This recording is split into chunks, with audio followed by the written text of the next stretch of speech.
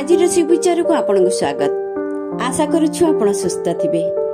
आपणक पई आज दिनटी अति शुभर दिन, तेणु आपणक शुभकामना अर्पण करुछु। आपणक कौनसी कार्य जेतेबेले घरु पाद काढंती सेतेबेले घरर गुरुजन धाई जाई कूअरु पूर्ण कलसी आनी आपणक दर्शन करंती, कारण आपणक उपरे कौनसी नकारात्मक शक्तिर प्रभाव न पड़ू। तेबे रास्ता रे जीवा बेले बाम पार्श्वरे शव जालिबा दृश्य अत्यंत शुभदायक बोली लोक कहंती, किंतु शून्य कलसी अति अशुभ लक्षण। बिराड़ी रास्ता काटिबा मध्य अति अशुभ लक्षण बोली कहंती। एहा कार्य विघ्न सृष्टि हुए बोली विश्वास रहिछि।